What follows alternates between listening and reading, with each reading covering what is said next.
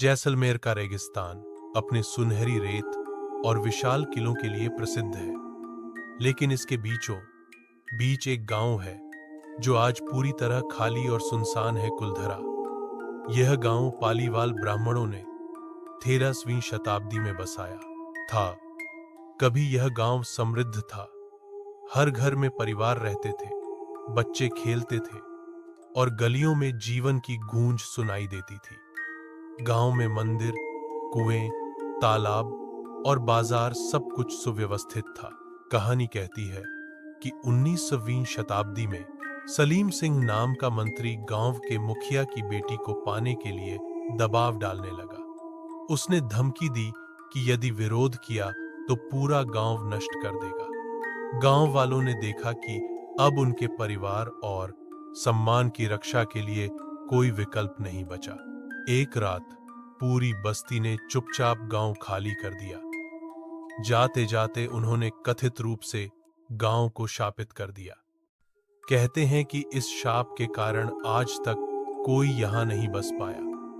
अगली सुबह कुलधरा पूरी तरह वीरान था। गांव के खाली घर, टूटी दीवारें और सुनसान मंदिर आज भी यहां मौजूद हैं। लोग कहते हैं कि यदि कोई रात में यहां रुके तो अजीब आवाजें और परछाइयां महसूस होती हैं। मंदिर की घंटियां अपने आप बजती हैं और हवा में किसी अदृश्य शक्ति की उपस्थिति का अनुभव होता है। आज कुलधरा एक पर्यटन स्थल है। यहां आने वाले पर्यटक इतिहास और रहस्य का अनुभव कर सकते हैं। टूटी फूटी गलियां, मंदिरों के खंडहर और वीरान मकान इसे एक भूतिया गांव का रूप देते हैं। कुलधरा सिर्फ गांव नहीं, बल्कि एक कहानी है, शौर्य, सम्मान और इतिहास का संगम। कुलधरा गांव की असली पहचान उसकी वीरानी और रहस्य है।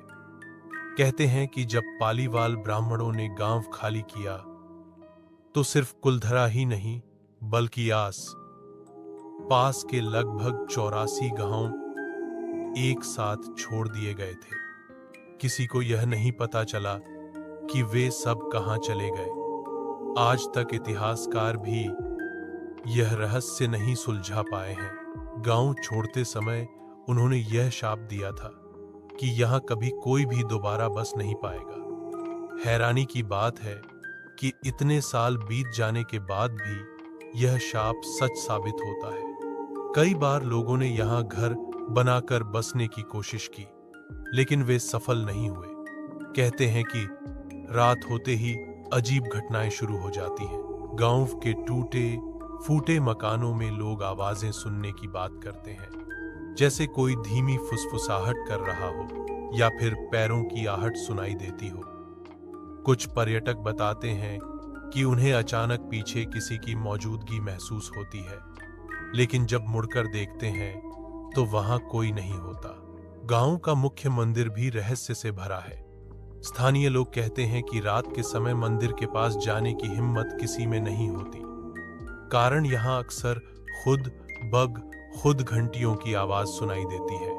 भारतीय पुरातत्व विभाग ने इस जगह को संरक्षित कर दिया है और अब यह पर्यटकों के लिए दिन में खुला रहता है, लेकिन रात में यहां रुकना पूरी तरह मना है। आधिकारिक तौर पर भी इस गांव को भूतिया घोषित किया जा चुका है। कुलधरा गांव आज एक भूतिया पर्यटन स्थल बन चुका है। दिन में हजारों लोग यहां घूमने आते हैं, लेकिन जैसे ही सूरज ढलता है यह गांव फिर से सन्नाटे में डूब जाता है। शाम होते ही यहां के दरवाजे बंद कर दिए जाते हैं। कई बार रिसर्च टीम और पैरानॉर्मल एक्सपर्ट्स ने यहां रात बिताने की कोशिश की है। कुछ ने बताया कि उनके उपकरण अपने आप बंद हो जाते हैं, कैमरे में अजीब रोशनी के गोले नजर आते हैं और कभी-कभी अचानक तेज हवा चलने लगती है। कुछ लोग कहते हैं कि उन्होंने टूटी दीवारों के पीछे सफेद परछाई देखी जो अचानक गायब हो जाती है। गांव के लोग आज भी इस जगह से दूर ही रहते हैं। आसपास के ग्रामीण बताते हैं कि अगर कोई यहां रात गुजारने की कोशिश करता है तो वह सुबह तक टिक नहीं पाता। डर, बेचैनी और अजीब सी आवाजें इंसान को मजबूर कर देती हैं कि वह तुरंत गांव छोड़ दे। आज कुलधरा केवल खंडहर है, टूटी हुई हवेलियां, जर्जर दीवारें, खाली गलियां और बीच में एक पुराना मंदिर। लेकिन इस खंडहर में आज भी एक रहस्य और डर की परछाई मौजूद है। यह सिर्फ एक गांव की कहानी नहीं, बल्कि एक ऐसी जगह का सच है जिसे छोड़ने के बाद लोग कभी लौटकर नहीं आए। कुलधरा आज भी हमें यह सोचने पर मजबूर करता है कि क्या सच में पालीवाल ब्राह्मणों का श्राप अब भी इस गांव पर छाया हुआ है। आज कुलधरा पूरी तरह से खंडहर में बदल चुका है। टूटी हवेलियां, बिखरी दीवारें और सुनसान गलियां, हर तरफ सन्नाटा पसरा रहता है। दिन में लोग यहां घूमने आते हैं, लेकिन जैसे ही शाम ढलने लगती है, ये जगह अजीब सी दहशत से भर जाती है। कहते हैं कई बार रिसर्च टीमें और बहादुर लोग यहां रात गुजारने की कोशिश कर चुके हैं, लेकिन कोई भी सुबह तक नहीं टिक पाया। कुछ लोगों ने बताया कि उनके कैमरे अपने आप बंद हो जाते हैं। किसी ने अजीब रोशनी के गोले देखे और किसी ने टूटी दीवारों के पीछे सफेद परछाइयां चलते हुए देखी। गांव के आसपास रहने वाले लोग भी मानते हैं कि यहां अब भी पालीवाल ब्राह्मणों का श्राप है। उनकी आत्माएं आज भी भटकती हैं और किसी को यहां बसने नहीं देती। शायद यही वजह है कि इतने सालों में कोई इस गांव में दोबारा बस नहीं पाया। आज कुलधरा केवल खंडहर नहीं है, बल्कि रहस्य और डर की मिसाल है।